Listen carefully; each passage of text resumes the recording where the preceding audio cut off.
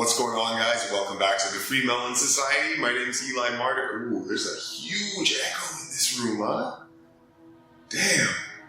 What is going on, my loveliest Freemelons? I'm Eli Martyr. Thank you so much for joining me here once again on the Freemelon Society. And I just wanted to kind of keep up with you guys. It's been a great summer actually for me. I haven't been as busy on the channel and produced as much content as I think I usually do. I'm not the greatest YouTuber in that sense. Like I'm not a consistent uploader.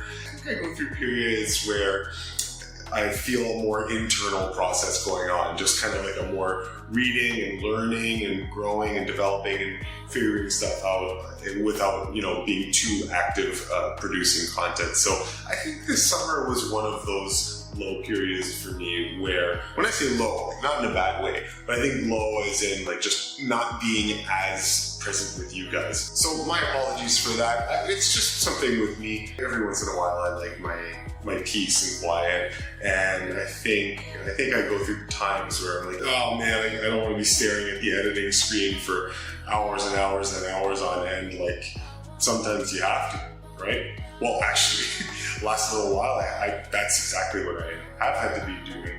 There are two projects that I really, really want to get out before anything else. So the two priority projects right now. When I say projects, I just mean videos on the channel. But one of them is the second part of the Vegan Agenda series that I started just a little while ago, earlier this summer. So stay tuned. I can't wait to get that one out there because that's an important one. And then the other one is the logo. The logo for this channel. Why the heck is it designed the way it is, right? I've had a lot of questions about that, and that's my fault. I should have taken care of this a long time ago. Fleshing out an entire video on why I've chosen this particular symbol to represent what I'm doing here on the channel. I don't have any Masonic affiliations whatsoever. It's the rich and deeper symbolic significance of what that symbol entails that I'm interested in. That's all upcoming, so yeah, make sure to stay tuned and don't miss any of that. But for the sake of this little vlog, I just wanted to keep up with you guys and let you know that all is good and well. And summer's been great. I had a bunch of traveling. So I went to the UK Fruit Fest earlier in the summer and got to meet up with Ronnie Smith, who runs the UK Fruit Fest and Fruity Fridays. You should check out his videos on YouTube. He's got a whole channel there. Does lots of amazing interviews and just doing some work for the health community at large.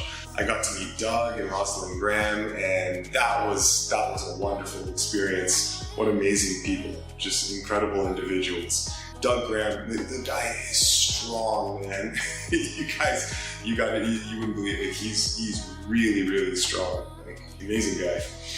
And he taught me a whole bunch of things, gave me a whole bunch of physical challenges that I was messing around with throughout the week. And yeah, we had a ton of fun. All the kitchen staff at the UK Fruit Fest, they catered to us and took care of us for the whole shebang, for the whole week, and they prepared just incredible food for everybody. So it was wonderful. Met up with Ted Carr was there as well. So Ted was giving some lectures and workshops about the business aspect of working in the health community, and so he had very, very helpful advice for everybody. It was fantastic, and I had an amazing time. Actually, very emotional time too when it kind of came time to leaving at the end of the week.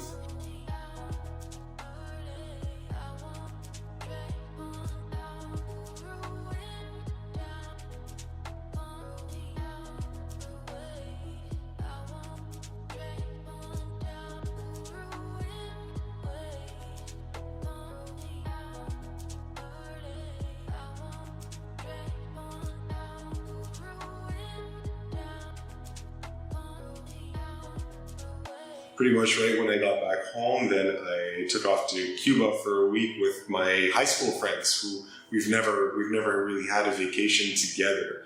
myself and that group of high school friends. And so, man, it was like we were long overdue. So decided to take some time off and just have some fun with them over there. I've also been taking on tons more client consultations. So usually my mornings are dedicated to working with individuals and clients, people calling in and just asking for some one-on-one time.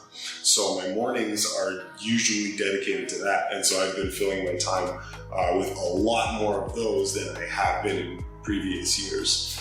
So my brother just got married, and so that was a super exciting time, and I was the best man, and so there was a lot of preparation, a lot of buzz, a lot of excitement. We had family dropping in from out of town, staying with us for the weekend prior to the wedding, and then of course the weekend of the wedding. Lots of buzz, lots of excitement. All my brother's groomsmen coming over to the house and spending the morning together, getting ready, and then just taking care of everyone. Yeah, it was amazing. I would like to take this opportunity to tell you a fun story. It was regarding my mom. Okay, so what happened was my mom got sick after the wedding. Actually, slightly before the day was over, right? I think earlier in the morning on the day of my brother's wedding, my mom started to feel a little sick, maybe a little feverish, a bit dizzy. So by the end of the night, we'd gotten a ride back home, and so yeah, she was just out of it, right? And needed to go right to bed, and she ended up sleeping for all day. Right, all day the next day, and most of the day the following day as well. Headache, bit of queasiness, no energy, very lethargic, just can't really do anything much besides lie down and rest, right?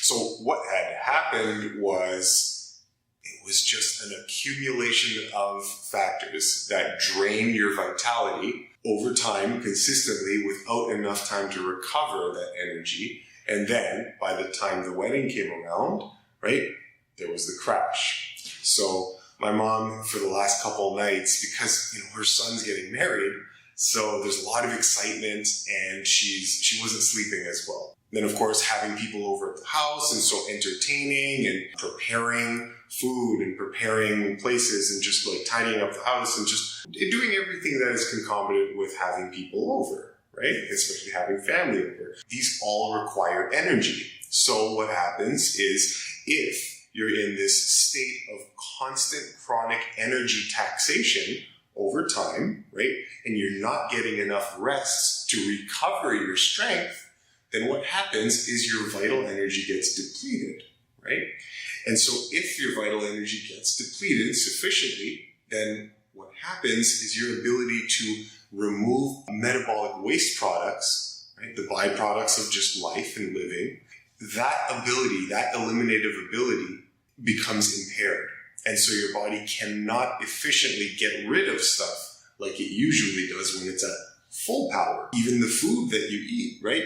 If you're running on low vital energy, you can't even efficiently break down the foods that you're eating properly and eliminate those properly, and that will build up in your tissues. And my mom in the morning was already starting to feel a bit run down. At that point, the first thing that you would normally want to do is you want to go and just rest completely, right? Just rest completely. But of course, it's my brother's wedding, so we have to go through the entire day of all the excitement of getting married. And then so by the end of the night, the music and the dancing and whatnot, that was the last straw, and her body just quit. She's like, I haven't eaten anything, no appetite, I just don't even want to look at food. And of course I was there just to reassure her that, yeah, that's exactly what's supposed to happen. You're not supposed to do anything else. So respect that internal information and just relax. And that's exactly what she did. She just took it easy, relaxed, and did nothing. On the second day or third day, now this was interesting. So she had one of those home tests, those home kits to test for the presence of the blight, okay, seaweed, teen of the 9, Okay, do you get where I'm going with this? Right? So she has one of those test kits, right? One of those test kits that tests for the presence of something that's never been verified to exist, except on the computer screen. So she had one of those, and she told me, she's like, oh, Eli, I've tested in the affirmative for the presence of the blight, okay, the CV'd, right? And so she was a bit concerned, and I'm glad I was there because I just, very, very calmly and just gently reminded her, I'm like, oh no, you don't have anything of the sort, not at all. I'll tell you exactly what happened. And I just told her basically what I told you. No sleep, emotional excitement, and consistently over time. And then the day of the wedding comes, body finally crashes, and then what happens? No rest, no, it's another day, subsequent day of emotionally charged atmosphere, getting to bed late, and there you have it, right? So when we subject ourselves to those conditions, the body says, okay, that's it, I'm calling the shots now, and I'm taking your free choice away from you, and I am letting Mother Nature take the reins of control. I'm shutting down your ability to be hungry, your ability to feel an appetite, and we're just pulling the plug and saying, nope, no more, and we're going to force you to rest. And that's what the body does. And it's wonderful, caring, and loving genius. That's what happened. So, and I just explained, I'm like, listen, Mom, if you caught this thing, well, nobody else around you has fallen ill. Like, I've been hugging and kissing and spending all sorts of time with you, so has my brother. So has my brother's wife, so has everybody. But none of them caught what you had despite being in ridiculously close proximity for hours on end. Basically, she had the flu because the flu is what the body does when it needs to, when it has to recover its energy. And even if, let's just say that the mainstream theory is correct, and this thing is the cause of flu-like conditions. Let's just say that's the case. What on earth would you do differently? Nothing. You just rest and sleep, and at the end of the week she's fine, off to the races, feeling back to normal. So even if it was the case, is it worth panicking and whatnot? You just rest and sleep. Anyway, as it turns out, just the other day I had another wedding. One of my longtime friends and coworkers was getting married. He got married just last night, so today I'm kind of taking it easy a bit. It was a late night of dancing and having fun, so I'm just no exercising and whatnot today for me. I'm just going to kind of recover. I mean, I say no exercise, but I was doing some macro this morning. So that's 2 weddings in a very short period of time. Maybe you're wondering what I did, what I ate. Basically, it was jackfruit, both days, okay? So what I did was I bought a jackfruit, okay?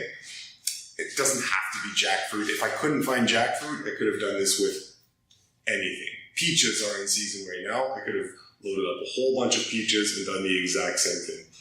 I think with weddings, though, there's just a cultural thing of having a lavish, wonderful, extravagant meal. And it's just like, this is an excuse to go have this whole bunch of jackfruit, right? So anyway, what I did was I would just take a bag like this, and I would fill bags with jackfruit pods. So I bought jackfruit, cut it up, and just filled all the pods in a bag, and then just brought this thing to the table and just kind of put it under the table. And then when the food came, just asked for a plate and put the plate on my table, and then just grab some jackfruit, put it on my plate, and that way I could eat with a knife and fork and just, blend in a little bit, right?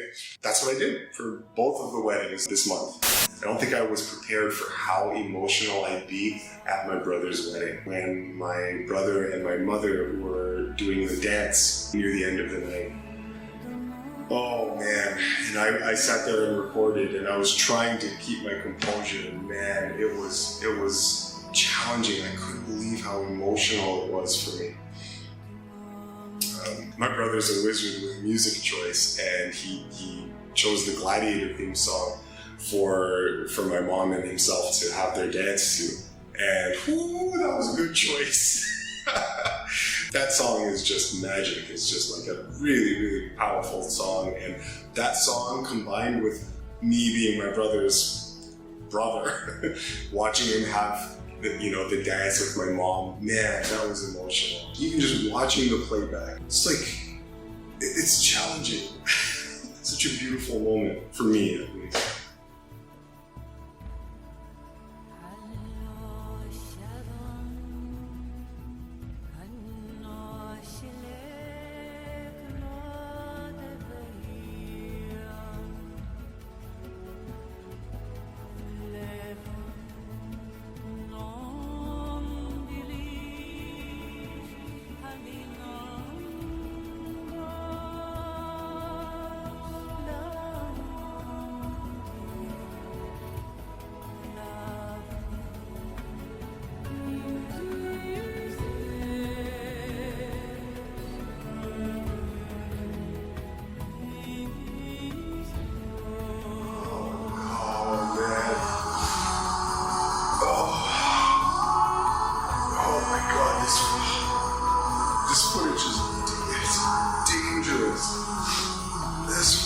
Dangerous for me.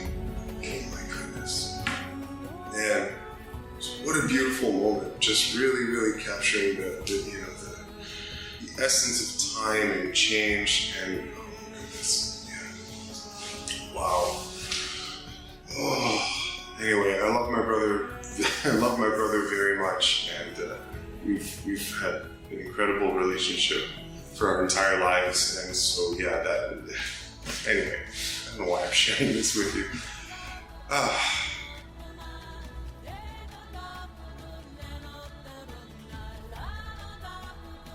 This is probably going to be the most random vlog I've ever heard. I don't know. I found some. How about this? What if all of a sudden, after all that, I just inexplicably produced a chestnut out of nowhere? Right? What if I did that? Probably the last thing you would have expected. But there you have it. I have produced a chestnut. So I found these just growing on a tree in my area. And I think to conclude this little vlog, what we'll do is we will show you in a dramatic real life demonstration how to use your natural sensitivities to determine whether something is suitable as food or whether it's not. Okay, so this is a chestnut. The chestnut that was growing out by the tree. So I'm not going to do anything to it. I'm just going to bite it. I'm just going to bite into it. And if it tastes great, great. If it doesn't, well, that sucks.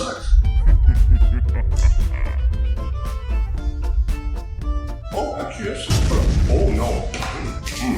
Oh, that's horrible. Okay. Whoa, oh, God. Oh. Oh, that sucks. That sucks. Oh, my God.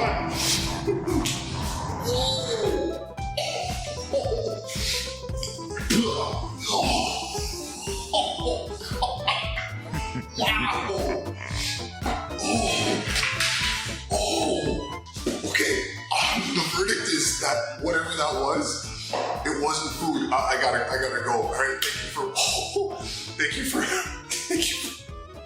I'm not gonna go through the outro. Okay. Bye. All right. I love you guys very much. Okay. See ya. Jesus.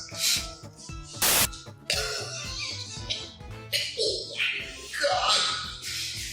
Yo.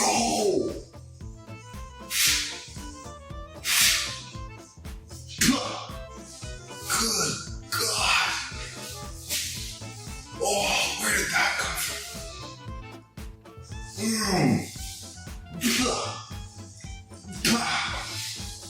Oh, you knew better, Martyr. Oh, you knew better. Oh, ew, man. Frig.